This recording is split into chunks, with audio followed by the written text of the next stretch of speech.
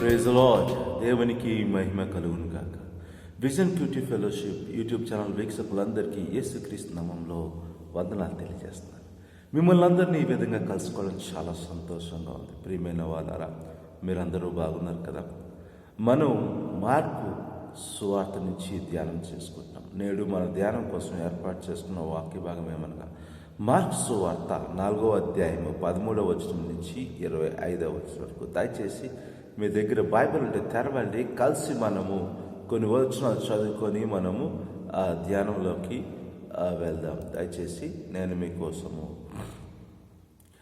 23 నుంచి 25 వరకు నేను చదివి వినిపిస్తాను. వినుటకు చెవులు ఎవరికైనా నిండు నెడలా వాడు వినుగాక. మరియు ఆయన మీరేమి వినుచున్నారో జాగ్రత్తగా చూసుకొని మీరెట్టి కొలతరో మీకును అట్టి కొలతతోనే కొలవబడును.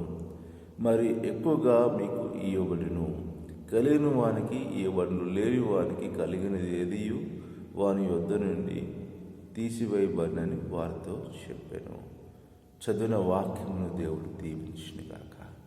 చదివిన వాక్యమును బట్టి మనం ఏర్పాటు చేసుకున్న అంశమేమనగా వాక్యము రూపొందించబడుట, ఫార్మింగ్ ద వరల్డ్ అనే అంశాన్ని మనం ఏర్పాటు చేసుకున్నాం. ఈ వాక్య భాగము బాగా చదివిన తర్వాత సారాంశాన్ని మనం గమనించినట్లయితే యేసు ప్రభువారు తను చెప్పిన ఉపమానమును ఇక్కడ వివరిస్తున్నట్లుగా మనం చూడగలుగుతున్నాం. ముఖ్యంగా దేవుని రాజ్యమును గురించి, ఆయా విత్తువాడు విత్తనాలు ఎక్కడ పడ్డాయో ఆ విత్తనాలు దేనికి పోలికగా ఉన్నాయో ఇక్కడ వివరిస్తున్నట్లుగా మనం చూడగలుగుతున్నాం. దేవుని రాజ్యమును గురించిన వాక్యమును అర్థం చేసుకునే విషయంలో కొందరు ఆసక్తితో ఉన్నారు. ఈ విషయాన్ని దేవుడు వివరించాడు. అయితే మరికొందరు ఆనందంగా అంగీకరిస్తారు. అయితే వెలుపల నుండి హింస మరియు శ్రమలు కలిగినప్పుడు వారు సొంత దురాశను వారు అధిగమించలేకపోతారు, వారు జయించలేకపోతారు. ఏదేమైనా తక్కువ సంఖ్యలో ఉన్నప్పటికీ వారు హృదయములతో వాక్యాన్ని స్వీకరించి ఫలించేవారుగా ఉంటారని మరియు వారు గొప్ప ప్రభావాన్ని కలిగి ఉంటారని మంచి నేల మీద పడిన విత్తనాల గురించి దేవుడు వివరించాడు. వాక్యను శ్రద్ధగా వినేవారు చాలా నేర్చుకుంటారు. అయితే చెవులు మూసుకునేవారు, చెవులతో వినుకుంటా ఉన్నవారు ఏమీ నేర్చుకోలేరు అని దేవుడు ఇక్కడ శిష్యులకు వివరించినట్లుగా ఈ వాక్య భాగము బాగా చదివితే సారాంశంగా మనం అర్థం.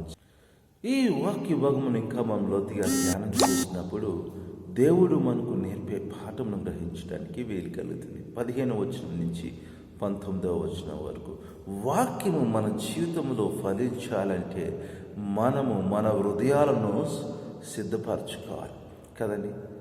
మన హృదయాలు సిద్ధపరచుకుంటేనే వాక్యం పనిచేస్తుంది. వాక్యము యొక్క ఫలాన్ని కలిగి ఉన్న శిష్యుని మార్గము తనను తాను ఉపేక్షించుకొని సిలువను మోయడం ద్వారా కనుగొనవచ్చు. ప్రియమైన వాళ్ళరా, అందుకే దేవుడు మనల్ని ఏర్పాటు చేసుకున్నాడు. తన సిలువను మోయాలని, దాని ప్రకారంగా మనం నడవాలని దేవుడు ఏర్పాటు చేసుకున్నాడు. దీని భావం ఏమనగా చింత మరియు సంపద కొరకు దురాశ యొక్క ముళ్ళను తొలగించటం మరియు బాధల భయం యొక్క శిలలను ఎత్తివేయడం కదండి. మన జీవితంలో ఉన్న ఆశ మరియు బాధలు వాటినన్నింటినీ దేవుని యొక్క వాక్యం ద్వారా అధిగమించటం. వాక్యము ఫలించగలిగేలా మనము మన హృదయములను నేల నుండి ఏమి తీసివేయాలి, మన హృదయంలో నుంచి ఏమి తీసివేయాలి మరియు దేనిని ఎత్తివేయాలి, ఈరోజు మనం ఆలోచన చేయాలి. మన వాక్యం మన జీవితంలో ఫలించాలంటే మన హృదయంలో నుంచి ఏమి తీసివేయాలి, మనం ఇంకా ఏమి సరిచేసుకోవాలి, ఏ విధంగా ముందుకు వెళ్ళాలి, మనం ఆలోచన చేయాలి. ఈ వాక్య భాగం ఇంకా మనం లోతుగా ధ్యానం చేసినప్పుడు ఇంకా లోతైన విషయాలు గ్రహించడానికి వీలు కలుగుతుంది. 20వ వచనం, మంచి నేల సమృద్ధి అయిన ఫలములకు దారితీస్తుంది. వాక్యాన్ని వినయంగా అంగీకరించే వారి హృదయము మంచి నేల.